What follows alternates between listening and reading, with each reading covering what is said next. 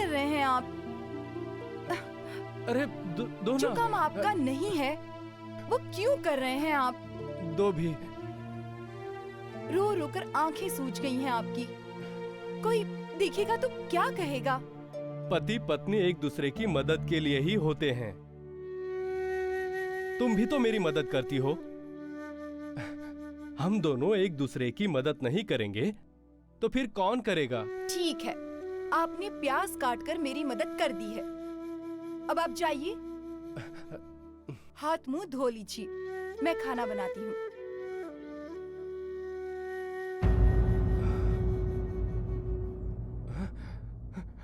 कैसा पति हूं मैं, अपनी पत्नी को एक अच्छी साड़ी भी नहीं दे सकता हूं। पति का धर्म होता है पत्नी को खुशी देना, सुख देना, परंतु मैं। आप मेरे साथ हैं, इससे बड़ी खुशी मेरे लिए और क्या हो सकती है? जब मैं आपसे दूर अपने माता पिता के घर थी तब मेरे पास सब कुछ था, नई नई साड़ियां थीं, लेकिन मेरे पास आप नहीं थे। पति से अलग होने का जो दर्द होता है, उससे बड़ा दुख एक पत्नी के लिए कुछ और हो ही नहीं सकता। मैं बहुत खुश हूं, बहुत ही खुश।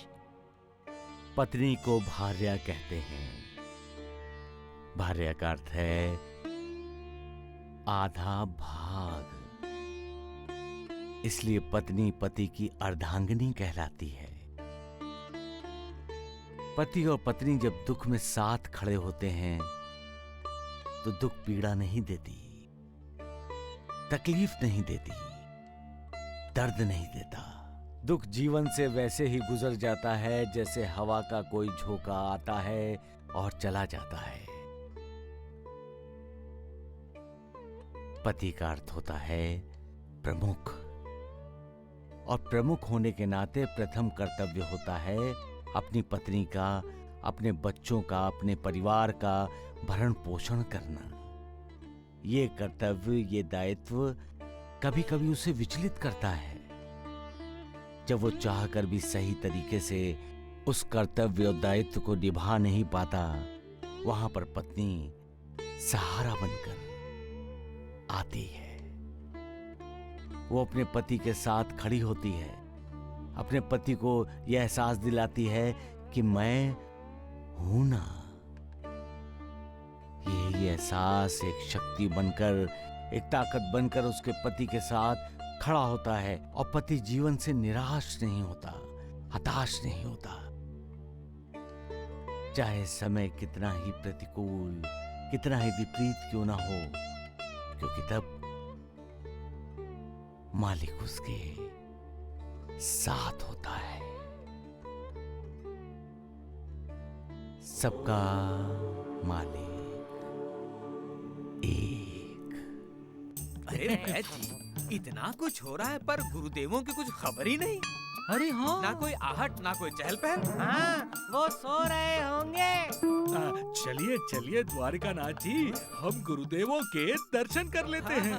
रुक जाइए वैद्य जी, द्वारिकानाथ जी को श्राप से कोई फर्क पड़ने वाला नहीं है। क्यों? अरे इनकी चमड़ी श्राप झेल झेल कर गेंडे की तरह हो गई है। बम बम बम भोले, बम बम बम भोले। गुरुदेव आप प्रणाम। कल्याण मस्तु। गुरुदेव आइए, आपको देखकर मेरी जान में जान आ गई। परंतु इस द्वारिकानाथ को देखकर तो ऐसा प्रतीत होता है कि हमें देखकर द्वारिकानाथ की जान निकल गई। बम बम भोले। अरे राम राम राम, परंतु गुरुदेव आप दोनों कहाँ गए थे? बम बम भोले। हम सब बताते हैं वैद्यराज जी, परंतु सर्वप्रथम हमारा ये प्रिय बालक मंदबुद्धि द्वारकानाथ हमारे लिए श्वेत तरल पदार्थ अर्थात दूध गर्म करके लेकर आए। बम बम भोले। मैं? हैं? मेरा नाम द्वारिकानाथ नहीं है। सेठ जी का नाम भी द्वारिकानाथ नहीं है। आप ही का नाम द्वारिकानाथ है। द्वारिकानाथ जी। जानता हूँ। ठीक है, जाता हूँ। और सुनो, तुम हमारे लिए लाया हुआ दूध मत पिया करो। पहले से ही इतने मोटे हो गए हो तुम। बम बम बम बम भोले।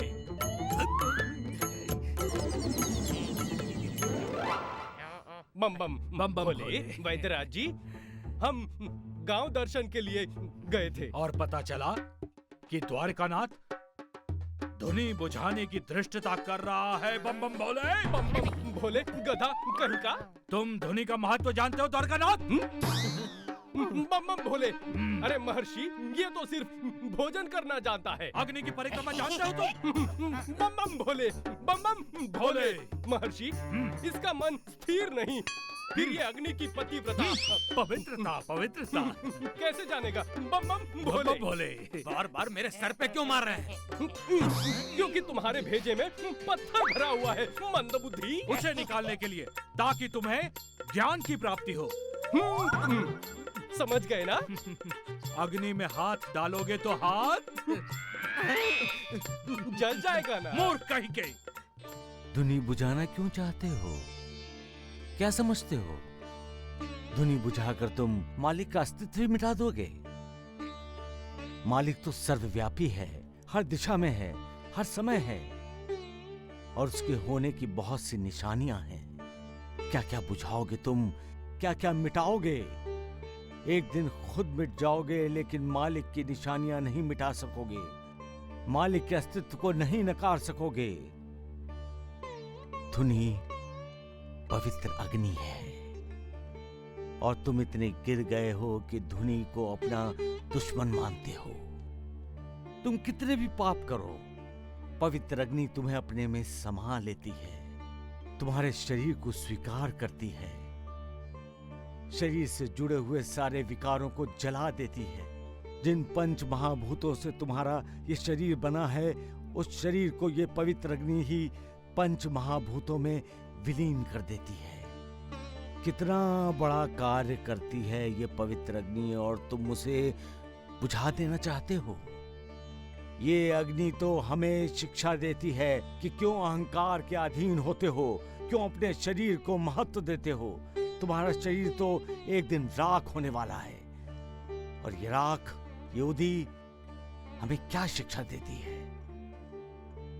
सारा जगत मिथ्या है, केवल ब्रह्म ही सत्य है। सबका मालिक एक।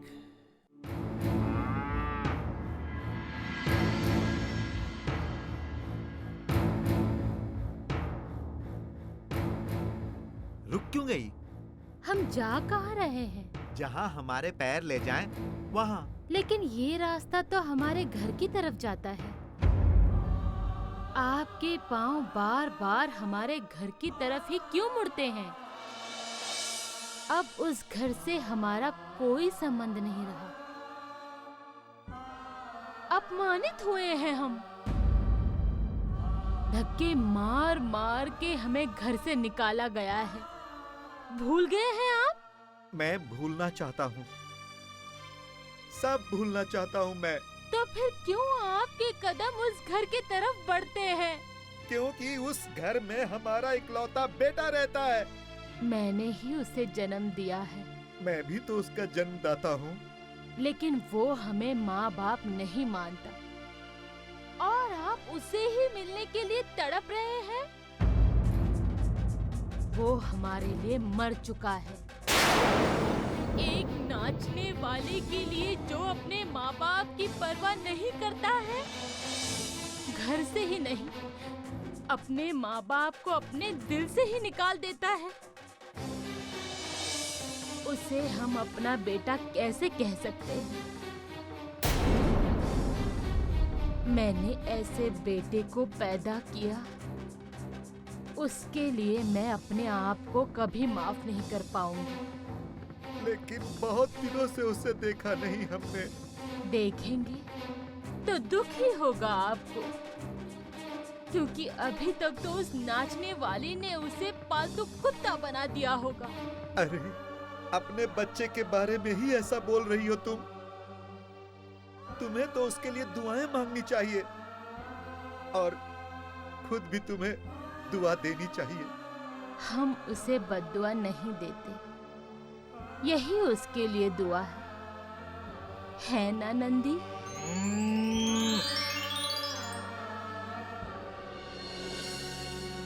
साईं, तुम तो भिक्षा मांगने के लिए जा रहे थे ना? हाँ, तो फिर रुक क्यों गए? इंसान के रुकने का सवाल क्यों गुरुदेव, जबकि इंसान की जिंदगी रुक जाती है। साईं, तुम्हारी आंखों में आंसू? गुरुदेव, इंसान का दुख दर्द देखकर कभी कभी पत्थर भी पिघल जाता है। फिर इंसान तो मोम का पुतला है, उसका पिघलना स्वाभाविक ही है। लेकिन तुम ही तो कहते हो साईं कि समाज का मार्गदर्शन करने वालों को कभी पिघलना नहीं चाहिए। फिर भी समाज में जो दुख दर्द भरा है उसे देखकर मार्गदर्शक भी पिघल जाता है। तुम किसके दुख दर्द की बात कर रहे हो साईं? जब अपना कोई दुख देता है तो इंसान दुखी होता है गुरुदेव। दोस्त दुश्मन बन जाता है तब इंसान के दिल को ठेस पहुंचती है। जब विश्वास से विश्वासघात करता है तब इंसान के दिल को चोट पहुंचती है। जब हमारा अपना पराया हो जाता है तब इंसान को लगता है कि वो अपने ही देश में परदेसी हो गया है। और जब बेटा अपने माँ बाप का कृतज्ञ हो जाता है तो मालिक दुखी होता है गुरुदेव। मालिक भी सोचता है कि उसने ये कैसा इंसान बनाया है जो रुपए पैसे को अपनी माँ से, अपने पिता से ज्यादा अहमियत देता है। ये कैसा इंसान है जो पराई स्त्री के आकर्षण में आकर अपने माता पिता को ठोकर मारता है। मालिक को विश्वास ही नहीं होता गुरुदेव, विश्वास ही नहीं होता कि जिस माता पिता ने अपने बेटे की जिंदगी सुखी बनाई, खुशहाल बनाई, उन्हीं की जिंदगी को बेटा दुखदाई बनाता है। तो ऐसी संतान होकर भी नहीं होने के बराबर है साईं। माँ की ममता क्या होती है, इस बारे में एक कहानी याद आई। एक बेटे ने अपनी पत्नी के लिए अपनी माँ को घर से बाहर निकाल दिया, फिर भी पत्नी का दिल नहीं भरा। वो उसे बार बार कहने लगी कि तुम अगर मुझे सच्चा प्यार करते हो तो मुझे अपनी माँ का हृदय ला कर दो। बेटा माँ के पास गया और बेटे को सुखी देखने के लिए, सुखी करने के लिए माँ ने अपना हृदय उसे दे दिया। अपनी पत्नी को अपनी माँ का हृदय देने के लिए बेटा खुशी खुशी भाग रहा था कि यकायक उसे ठोकर लगी, वो गिर गया। माँ का हृदय बोला, बेटा लगी तो नहीं, तुम ठीक हो ना? बेटे को अपनी गलती का एहसास हुआ गुरुदेव। वो बहुत रोया, बहुत चिल्लाया, लेकिन अब उसकी माँ वापस आने वाली नहीं थी। अब उसके इंतजार में माँ आंखें बिछाए बैठने वाली नहीं थी। अब उसकी सुख शांति के लिए मालिक से प्रार्थना करने वाली माँ नहीं रही थी। उस बेटे के लिए सब कुछ खत्म हो गया था गुरुदेव। गुरुदेव, घर को मंदिर बनाती है माँ, घर को मालिक के परम धाम का स्वरूप देती है माँ। अपने बच्चे और हर बाधा के बीच खड़ी होती है माँ। घर परिवार, संसार, बच्चे, इनके लिए जीती है माँ। और बेटा अपनी ही माँ को अपमानित करता है।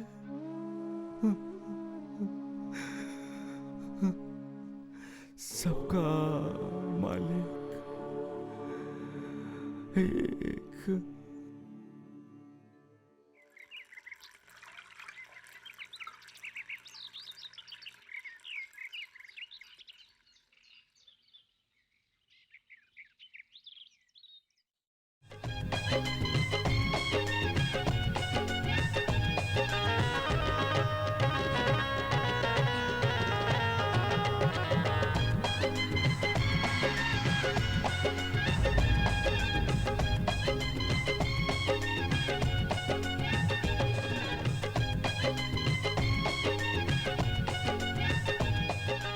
भिक्षाम देहि, भिक्षाम देहि, भिक्षाम देहि।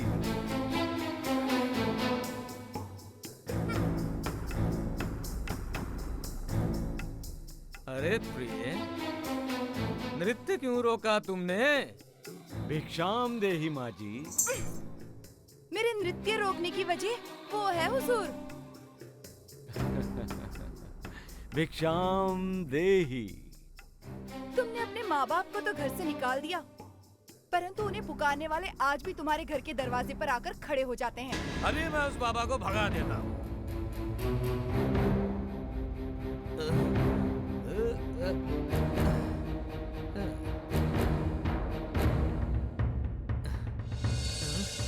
क्या है?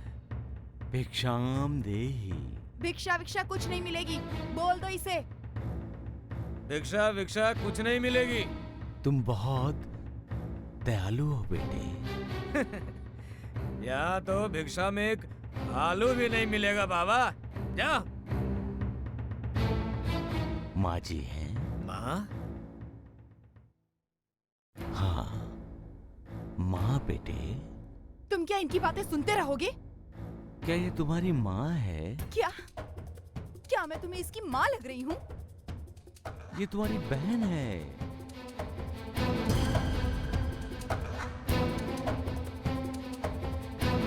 अरे, मैंने तो देखा ही नहीं था। इनके पैरों में तो घुंघरू बंधे हैं। अच्छा, ये तुम्हें नृत्य सिखा रही थी। हाँ। तुम तो गले ही पड़ रहे हो। तुम्हारे पिताजी हैं? क्या तुम्हारे माता पिता नहीं हैं? है, लेकिन इस घर में नहीं है। वो तुम्हारे दिल में तो होंगे ना बेटे। माता पिता अमूल्य धरोहर हैं बेटे। उनको इस तरह से बाहर जाने नहीं देना चाहिए था। तुम्हें इनके माँ बाप से क्या लेना? जाओ बाबा जाओ। उसी तरह से जैसे तुम्हें इनकी जमीन जायदाद से लेना देना है, वैसे मुझे इनके माता पिता से लेना देना है। छोटा मुंह और बड़ी बात करते हो। चलो जाओ यहाँ से। बेटी, मालिक जिससे नाराज होता है वो ऐसे कभी नहीं बोलता बेटी। और तुम बेटे, जब तक वक्त तुम्हारे साथ है तब तक अपनी बुद्धि पर जोर देकर सोचो। जो गलतियां तुमने की है उसे सुधारने की कोशिश करो। जो कड़वाहट तुम्हारे दिल में पैदा हुई है, दूसरों के लिए उसे दूर करने की कोशिश करो। वो मालिक बहुत दयालु है बेटा। वो तुम्हें माफ कर देगा अगर तुमने माफी मांग ली। वरना वक्त के तुम्हारा साथ छोड़ते ही कोई भी तुम्हारा साथ नहीं देगा। ना ये पैरों में बंधे हुए घुंघरू तुम्हारा साथ देंगे और ना ही घुंघरू बांधने वाली ये नर्तकी तुम्हारा साथ देगी। भोलू, रमण, इसे धक्के मार के बाहर निकाल दो। वैसे ही ना जैसे तुमने इनके माता पिता को घर से धक्के मारकर बाहर निकाल दिया। उस मालिक से डरो। वो मालिक आंखें बंद किए सोया है, ऐसा मत सोचो। बहुत समझा लिया तुमने, अब जाओ।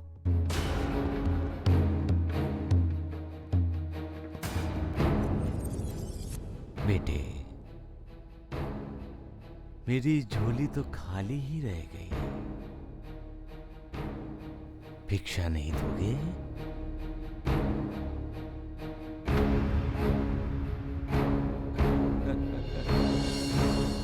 सबका मालिक एक।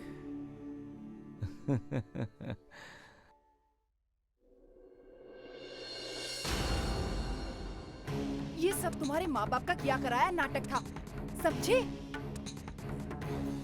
उस बाबा को भेजकर उन्होंने मेरा अपमान किया है। क्या इस अपमान का बदला नहीं लोगे तुम? मुझसे प्यार करते हो ना तुम? तो जाकर उस बुड्ढा बुड्ढी से कह दो कि इस गांव को छोड़कर चले जाएं। नहीं कहोगे? कहूंगा, जरूर कहूंगा।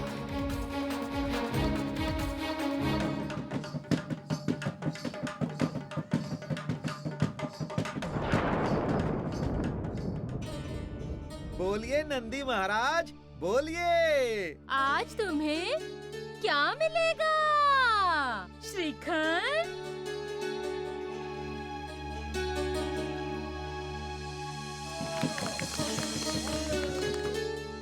जलेबी?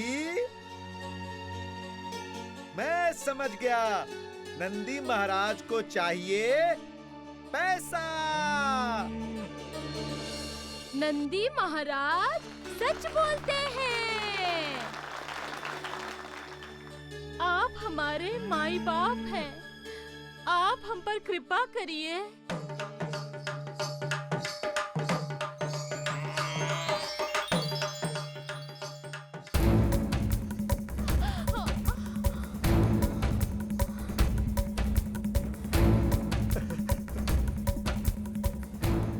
क्या तुम लोग मुझे जीने नहीं दोगे? तुमने शराब पी है? हाँ, पी है मैंने शराब, पी है मैंने शराब। क्यों उस बाबा को भिक्षा मांगने के लिए घर पर भेजकर मेरी जिंदगी में जहर घोल रहे हो तुम लोग? बेटा, हम तुम्हारे माँ बाप हैं। हम तुम्हारी जिंदगी में जहर क्यों घोलेंगे? तो क्यों भेजा उस बाबा को? क्यों? अपने अपने कर्मों के भोग होते हैं जो हर किसी को भुगतने ही पड़ते हैं, वरना एक ही दिन में एक ही समय दो बच्चे पैदा होते हैं। एक महल में पैदा होता है तो दूसरा झोपड़ी में। क्यों? क्या है कारण? क्या है इसका खुलासा? क्या है इसका स्पष्टीकरण? क्या तुम लोग मुझे जीने नहीं दोगे? मुझे मेरी नजरों के सामने तुम दोनों नहीं चाहिए। क्या तुम दोनों मुझे सुखी नहीं देख सकते? कैसी बातें करते हो बेटा? हर माँ बाप अपनी संतान को खुश देखना चाहता है। तो फिर ठीक है, तुम दोनों अभी इस गांव को छोड़कर चले जाओ। तुम दोनों के गांव छोड़ने में ही मेरी खुशी और मेरा सुख छिपा है।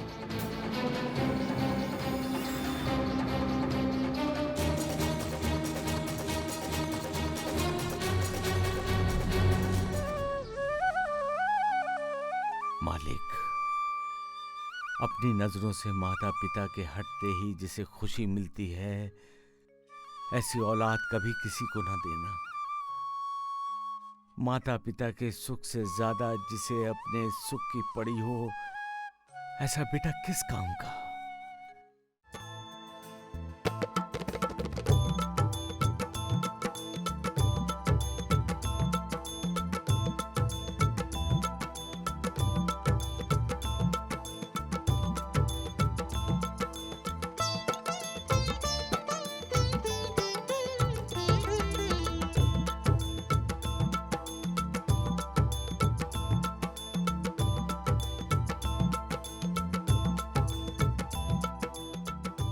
हमारा बेटा जिस बाबा के बारे में बात कर रहा था वो तुम ही हो ना? अरे माँ जी, मालिक क्यों गए थे उसके पास? उसके दिल में झांकने। तो फिर क्या देखा तुमने? उसके दिल में अभी भी आप दोनों के लिए थोड़ा सा प्यार बचा है। क्या इसीलिए उसने हमें गांव छोड़कर जाने के लिए कहा है? क्रोध इसलिए आया है कि वो आपके पास आकर भी आपको अपने साथ घर लेकर नहीं गया है। वो ऐसा कुछ नहीं है। हम अपने बेटे को भूल चुके हैं। और वैसे भी तुम्हें हमारी वकालत करने के लिए किसने कहा? क्यों हमारे बेटे को तुम अपनी बातों से तकलीफ दे रहे हो? बेटे को भूल गए हैं तो मेरा बेटा क्यों करते रहते हैं आप? चलिए, शाम होने तक हमें दूसरे गांव पहुंचना है। गांव छोड़कर जा रहे हो? मैं कहता हूँ चलो यहाँ से।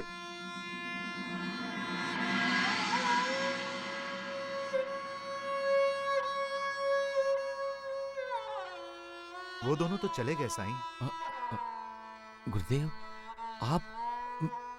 मैं भी खाना तैयार कर देता हूँ। साईं, ये माता पिता अपने बेटे से दुखी हैं। दुख इस बात का नहीं है गुरुदेव कि उनका बेटा उन्हें अपनाना नहीं चाहता या वो अपने बेटे को भूल चुके हैं। दुख इस बात का है उनका अपना घर छूट गया है। घर को छोड़ा नहीं, घर छूट गया। बेटे को छोड़ा नहीं, बेटा छूट गया। अगर इंसान ये जान ले कि जो उसके काम का नहीं था वो छूट गया तो दुख से ही छूट जाए। लेकिन साईं, ये कैसे जाना जाए?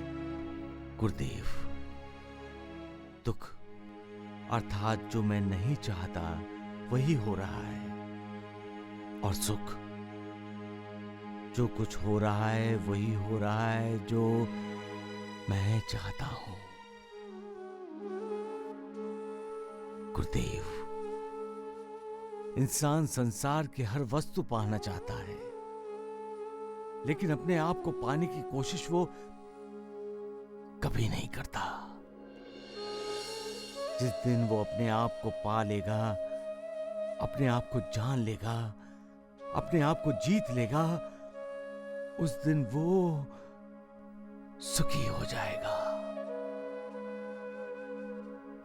सबका मालिक एक।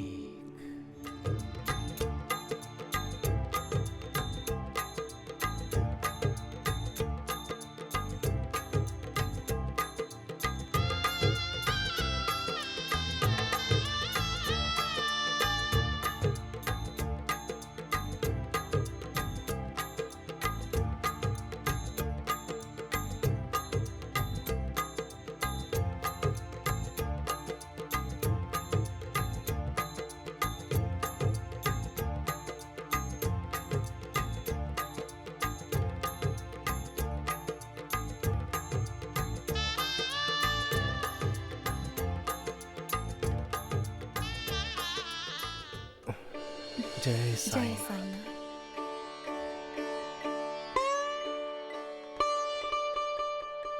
लो, इसे संभाल के रख दो। क्या है इसमें? 5,000 रुपए हैं। 5,000? कहाँ से आए? मैंने साहूकार से उधार लिया है। जानकी, तुम उदास क्यों हो रही हो? किसी काम की शुरुआत करने के लिए साधन की आवश्यकता होती है जानकी, और ये पूंजी ही मेरा साधन है। इसे सुरक्षित स्थान पर रख दो। जाओ, ध्यान से।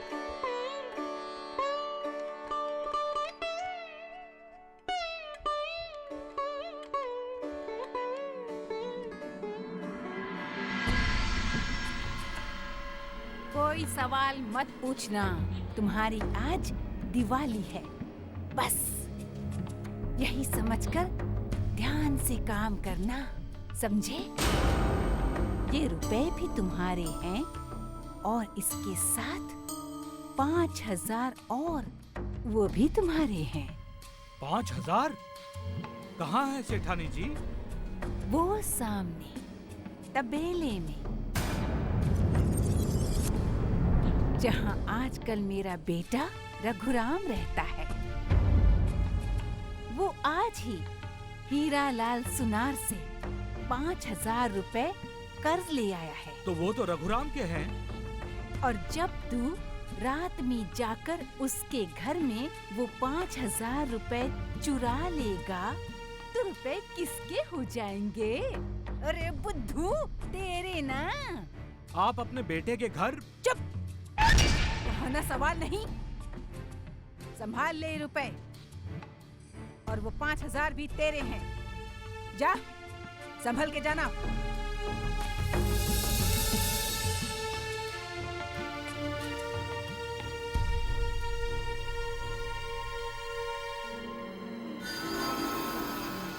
ये कृपाल यहाँ क्यों आया था? अंबिका, तुम जानती हो ये एक नंबर का शातिर चोर है।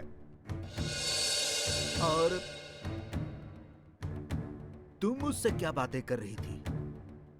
ये चोर और बदमाश किसी और के लिए होगा जमींदार साहब, हमारे लिए नहीं। उसे कुछ रुपयों की जरूरत थी, इसीलिए वो आया था। तो क्या मैंने उधार दे दिए? ये तुमने बहुत गलत किया अंबिका। गलत तो मैं तब करती जमींदार साहब, जब मैं इसे उधार ना देती तो किसी न किसी दिन आकर हमारे घर से अपना हाथ साफ करके चला जाता, समझे आप? अरे दुनियादारी कुछ समझिए जमींदार साहब, दुनियादारी।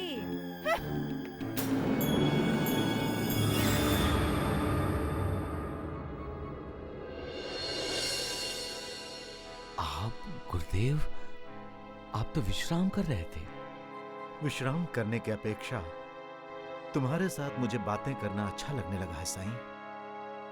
ये तो आपका अनुग्रह है मुझ पर गुरुदेव। केवल मैं ही नहीं साईं, तुम्हारी बातों से जैसे शिरडी सम्मोहित हुई है, वैसे ही राहता वाले भी सम्मोहित हुए हैं। सच कहूं साईं तो अब तो मुझे तुम्हारी आदत सी पड़ गई है। मेरे बहुत सारे शिष्य हैं साईं, लेकिन एक तुम ही हो जिसने मेरे दिल में घर कर लिया है। बैठिए, बैठिए गुरुदेव। आज मुझे ऐसा लग रहा है गुरुदेव कि मालिक मुझ पर खुश हुआ है। अब तुम्हारा अकेले में बोलना, रात रात जागना, भिक्षा मांगकर खाना बनाना और जानवरों को प्यार देना, यह सब जैसे मेरी ही जिंदगी का हिस्सा है साईं। जीना है तो दूसरों के लिए जियो, अपने लिए नहीं। जब इंसान अपने लिए जीता है तब स्वार्थ, ईर्ष्या, द्वेष, नफरत जैसे विकार उसे घेर लेते हैं। वो सोचता भी नहीं कि किसी की जमीन जायदाद, पैसा चुरा लेने से उसका नसीब तो नहीं चुराया जा सकता। किसी से द्वेष करके, नफरत करके वो किसी को मिलने वाले प्यार पर अंकुश नहीं लगा सकता। गुरुदेव, ये दीप रोशनी देते हुए हर तरफ ये संदेश देते हैं कि इंसान को इसी तरह हर किसी को प्यार देना चाहिए, विनम्र होना चाहिए, दूसरों की मदद करनी चाहिए। जिंदगी दिए के तेल की तरह होती है गुरुदेव, जो हर पल घटती जाती है, कम होती जाती है। हवा का झोंका आते ही दीप बुझ सकती है साईं। हवा के झोंके की तरह इंसान की जिंदगी में खतरा पैदा होता है गुरुदेव, और तब जिंदगी मिटने की संभावना हो जाती है। उस पल इंसान डर जाता है, अपनी जिंदगी को बचाने की हर कोशिश करता है, और जब वो बच जाता है तब फिर से विचार उसे घेर लेते हैं, और वो दूसरों का बुरा करने के बारे में सोचता रहता है। तब वो मालिक का हर दस्तूर भी भूल जाता है। भूल जाता है कि जैसा करोगे वैसा भरोगे, जैसा कर्म वैसा ही कर्म फल। वाह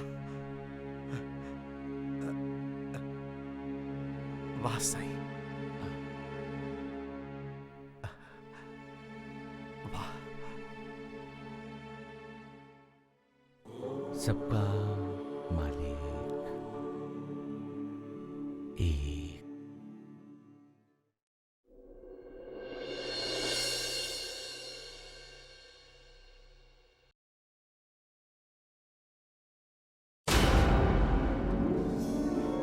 पहली बार हम लोग इस तरह रात में घूमने निकले हैं जी। जी जानकी जी।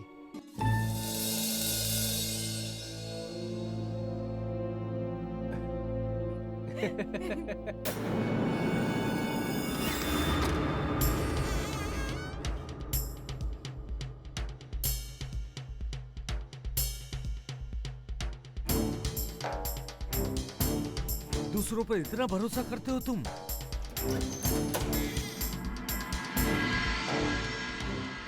रात भी कितनी प्यारी है। इतनी जल्दी भूल गए कि जो तुम्हारा अपना था वो भी तुम्हारे लिए पराया हो चुका है। इस घर में तो कुछ है ही नहीं, पैसा कहाँ से ढूंढूं? सावधान हो जाओ, सावधान। इस तरह बेफिक्र रहोगे तो सब कुछ खो बैठोगे तुम।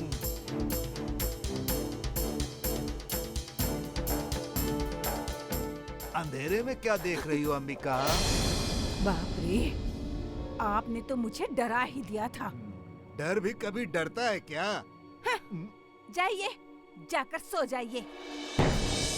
इंसान जिसे अपना दुश्मन समझता है उसे सोते जागते उठते बैठते खाते पीते हर समय उसे ही देखता रहता है। कुछ होने वाला है क्या? नहीं तो, नहीं तो। अब झूठ का सहारा क्यों ले रही हो? सच बोलने की हिम्मत नहीं है। कितना सच है ये कि जो षड्यंत्रकारी कारनामे करता है वो झूठ से ही दोस्ती करता है।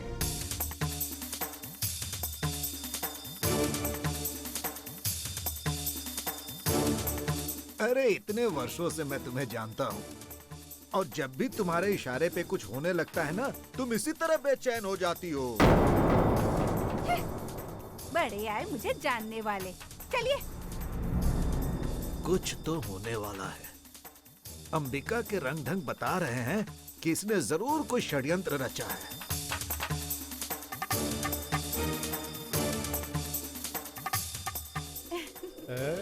क्या कहा? अब भी समय है, सावधान हो जाओ। तुम्हारी मुस्कुराहट चुराने कोई आया है, सावधान।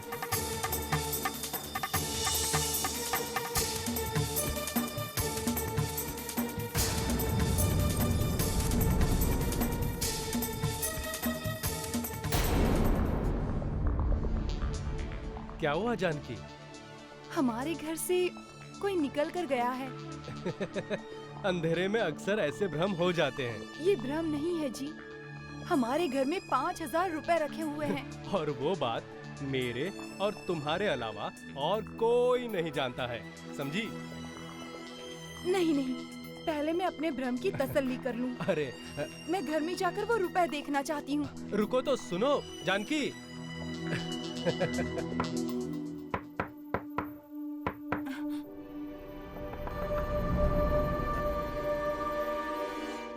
लगता है दरवाजे पर किसी ने दस्तक दी है।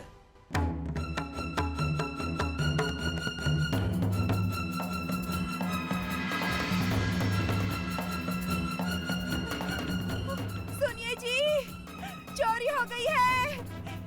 चोरी! चोर! चोर! चोर! ये तो जानकी की आवाज है, पर वो चोर चोर क्यों चिल्ला रही है? अरे, चोर किसके घर में चोरी करता है? जिसके घर में माल हो, माल। चोर! चोर सारे पैसे चुरा कर ले गया जी।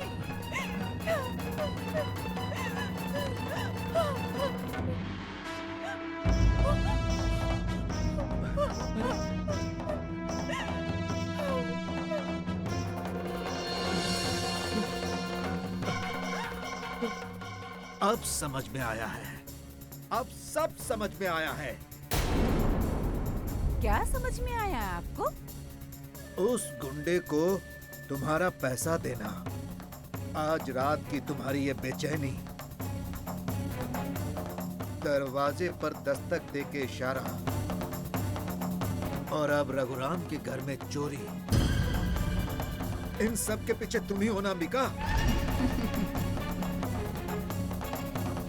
जब आप जान ही गए हैं जमींदार साहब, तो ये भी जान लीजिए कि आज के बाद रघु की जिंदगी में जो भी हादसा होगा, उसके पीछे मैं रहूंगी। मैं। तुम्हारा इंसान नासमझ है, इतना भी नहीं समझता कि बुरे वक्त में सावधानी बरतनी चाहिए। बुरे वक्त में सबसे पहले जो अपने हैं वो पराये हो जाते हैं। दोस्त दुश्मन बन जाता है, और जिस पर इंसान सबसे ज्यादा विश्वास करता है वही विश्वासघात करता है। ये दुनिया बड़ी जालिम है मालिक।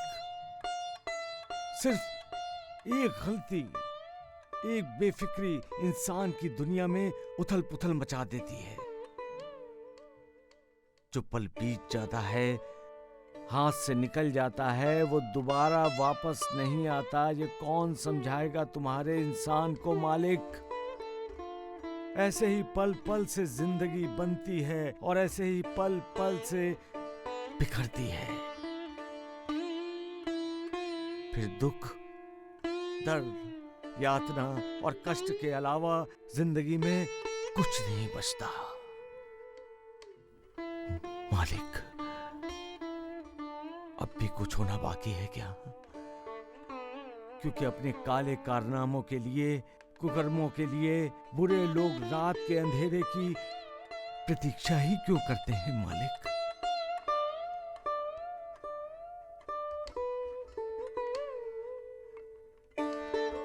सबका मालिक एक, सबका मालिक एक।